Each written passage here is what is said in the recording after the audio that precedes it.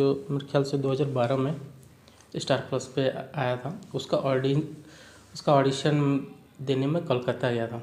मैं आपका दोस्त रवि रैन आपके बीच में आया हूँ और आज मैं आपको एक स्पेशल व्यक्ति से बात करवाने वाला हूँ जो कि यहाँ से नहीं छत्तीसगढ़ से हैं और अभी रांची आए हुए हैं और इनका कुछ शूटिंग है। और आइए हम उनकी जीवनी के बारे में जानते हैं। वो नागपुरी के बहुत अच्छे बहुत बड़े सुपरस्टार हैं और बहुत दिनों से काम कर रहे हैं। तो आइए उनकी जीवनी के बारे में जानते हैं। उनका नाम है राज गुप्ता। नमस्कार मेरे सारे रवि रैन ब्लॉग्स के दर्शकों को राज गुप्ता का सादर प्रणाम। राज जी, मेरा आपसे पहला सवाल है कि आपका जो जन्म है वो कहाँ हुआ है? जी सर, मेरा जन्म छत्तीसगढ़ कुनकुरी जिला जशपुर में हुआ है और मेरा जन्म डेट है 6/12/1988। आपकी स्टडी के बारे में हम कुछ जानना चाहेंगे। इनका पढ़ाई लिखाई वो कहाँ तक किए हुए हैं?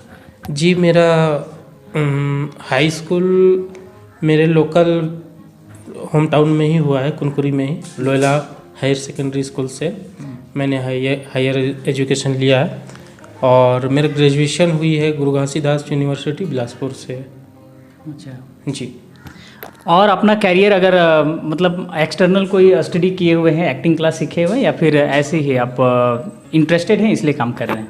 जी, सिनेमा से तो खैर बचपन से लगाव रहा है और टीवी में हमारे सभी नागपुरी हीरोज़ को देखते हुए, उनके एक्टिंग डांसिंग को ऑब्जर्व करते हुए उनकी तरह डांस करने का एक शौक़ था बचपन से। स्टेज प्रोग्राम वगैरह स्कूल पे किया करते थे और कभी ये सोचे नहीं थे कि मतलब उनके साथ कभी काम करने का मौका भी मिलेगा।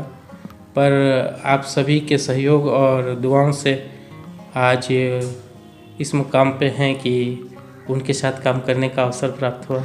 और राज जी के बारे में एक बेहतरीन बात बताना चाहते हैं कि ये रोमांटिक गाना भी करते हैं, मतलब ऑल मल्टी टैलेंटेड है। डांस भी कर लेते हैं, इनका हम डांस भी देखे हैं और आप लोग भी जाइए इनका गाना सर्च कीजिए, बहुत अच्छे अच्छे काम किए हुए हैं।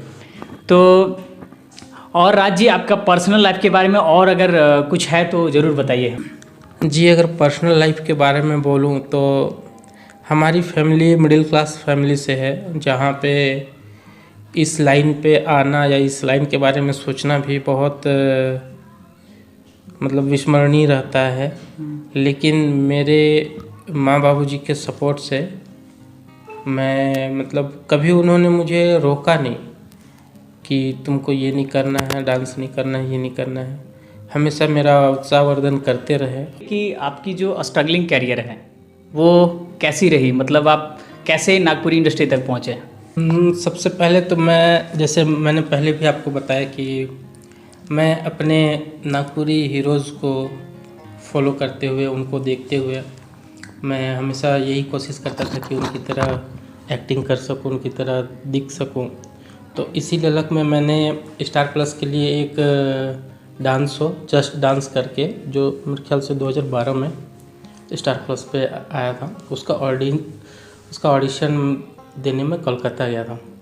वहाँ से सिलेक्ट होके फिर मैं मेगा ऑडिशन के लिए जब मुंबई पहुँचा तो उस टाइम मुझे जिम्नास्टिक नहीं आता था और मैं वहाँ एलिमिनेट हो गया। तो मुझे वहाँ पे एक गिल्टी सा लगा कि मुझसे कैसे नहीं होगा। तो मैंने वहाँ से वापस आना मंजूर नहीं किया और मैं वहाँ पे असिस्टेंट कैमरामैन के तौर पे मैंने कलर्स चैनल के लिए काम करना शुरू किया। कोलकाता में? मुंबई में जी। अच्छा। बट कुछ टाइम के बाद मुझे ऐसा लगा कि मैं भी धीरे धीरे उस भीड़ का हिस्सा बनते जा रहा हूँ, जो मुझे पसंद नहीं था। मुझे आगे करना था, कुछ आगे बढ़ना था। तो फिर मैंने अपने होम टाउन वापस आने के बाद ठान लिया कि मैं अपने लैंग्वेज के लिए काम करूँगा, अपने नागपुरी के लिए काम करूँगा।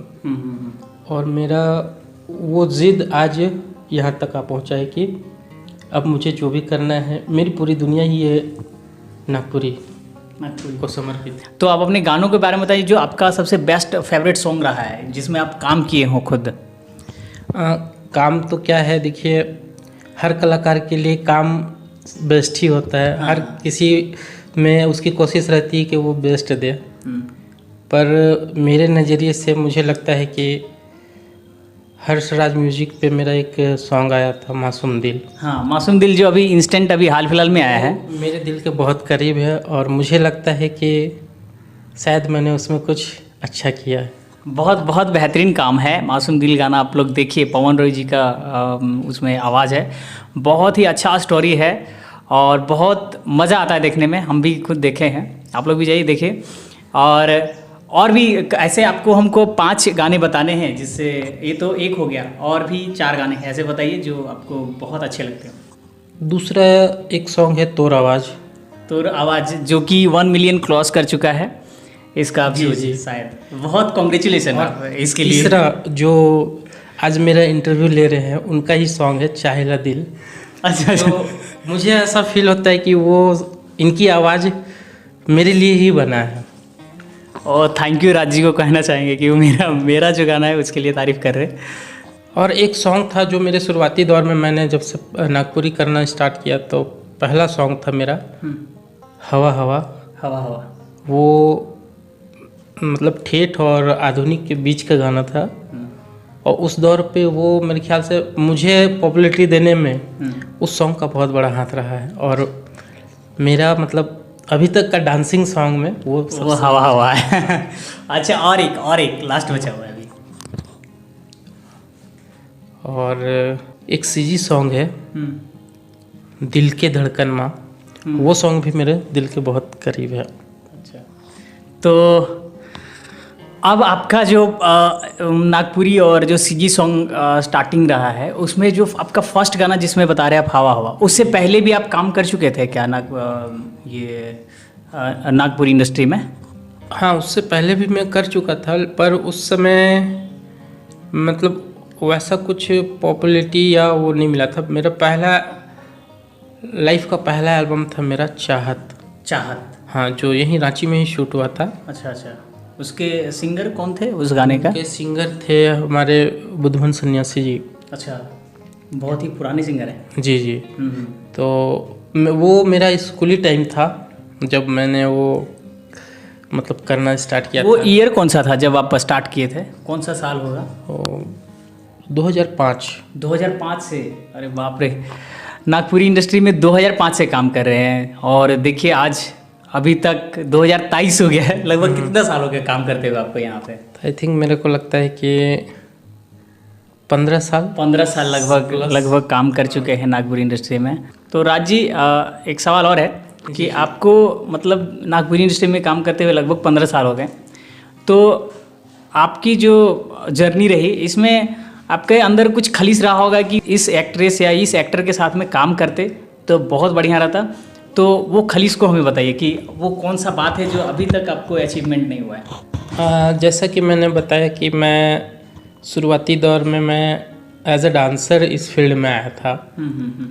तो मैं मतलब मेरी ख्वाहिश थी कि कभी मैं हमारे डांसिंग सुपरस्टार बंटी सिंह जी जो अब इस दुनिया में नहीं रहे, मेरी ख्वाहिश अधूरी सी रह गई उनके साथ काम करने की।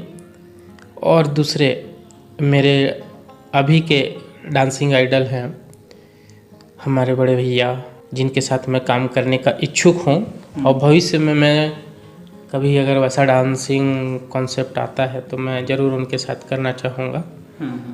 हमारे विनोद भैया जी के साथ में, जिनको मैं अपना एक डांसिंग आइडल मानता हूँ। और दूसरा हमारे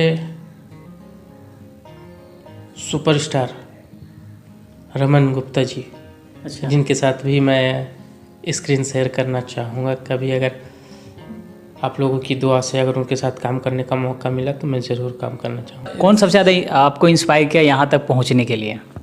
सबसे ज़्यादा मुझे इंस्पायर किए इस फील्ड में आने के लिए हमारे सुपरस्टार रमन गुप्ता जी।